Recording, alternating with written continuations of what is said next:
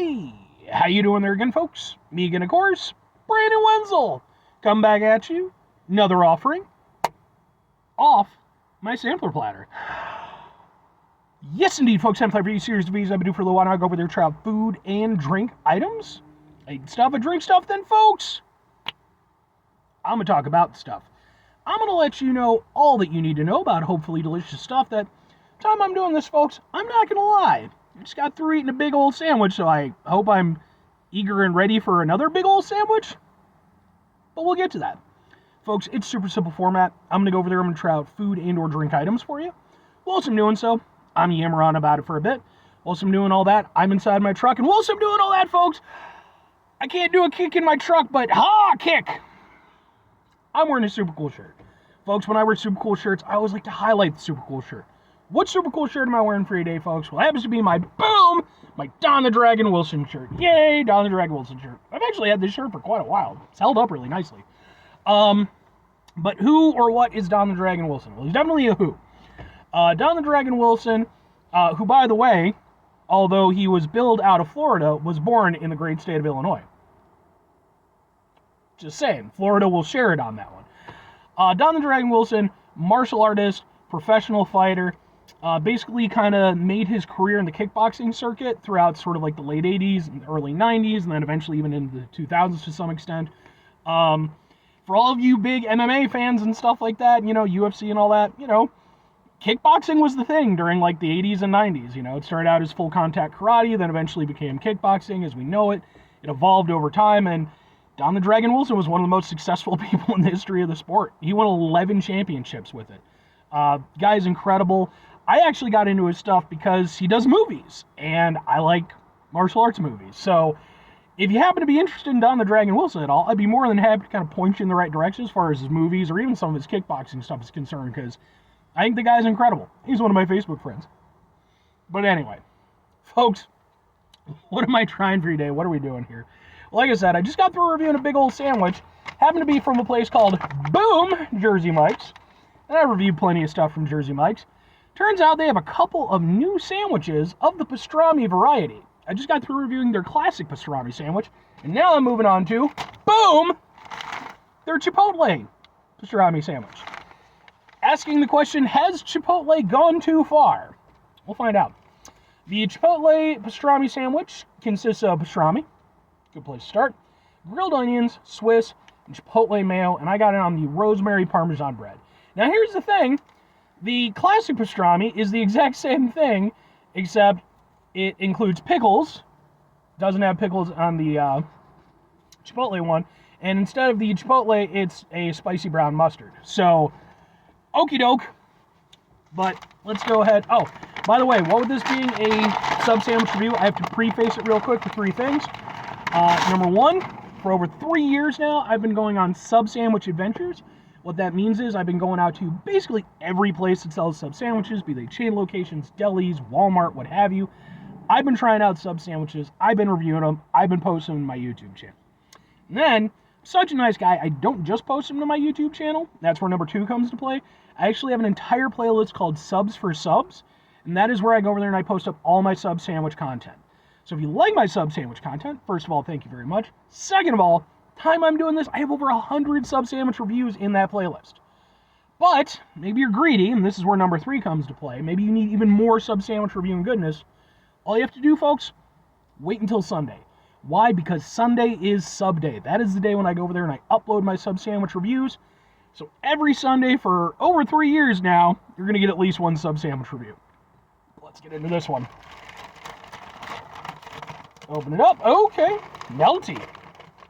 And the thing is, like, I typically, like, I'm more of a cold sub guy when it comes to Jersey Mike's. You know, I'm not against their hot subs, but, alright, that's not a bad looking thing, let me tell you, it looks like that. We'll do it. Ha ha ha ha ha ha. Let's find out if Chipotle works on pastrami. Sandwich.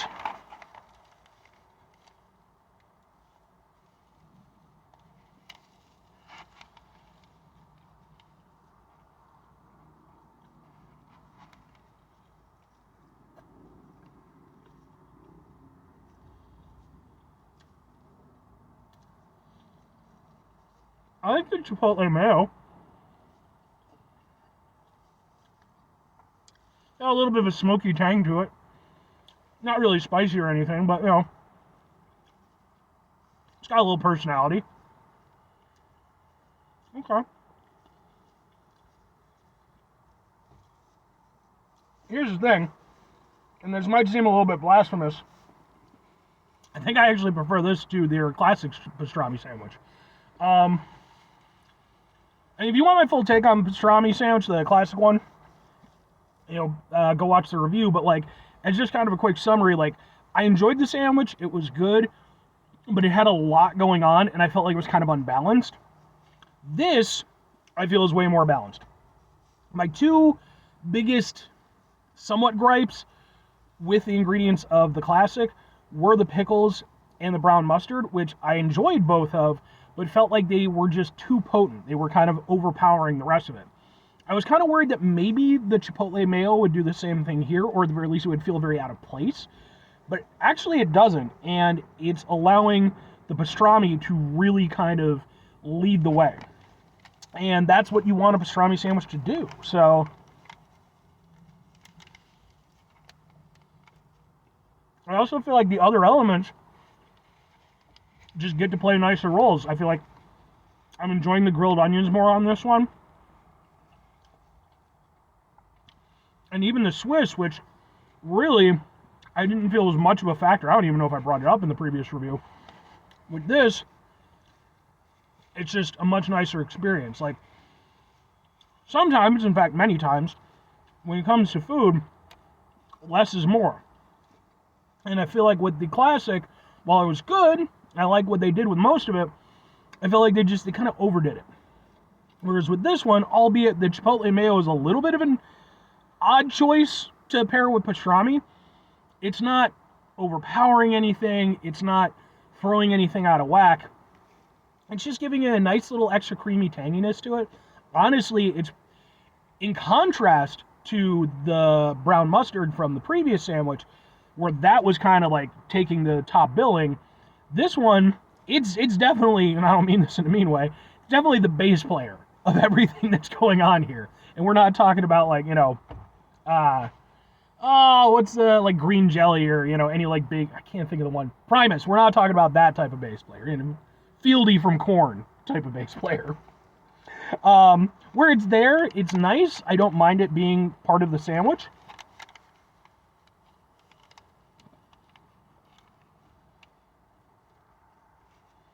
It's just accentuating things. And I actually like that. Okay.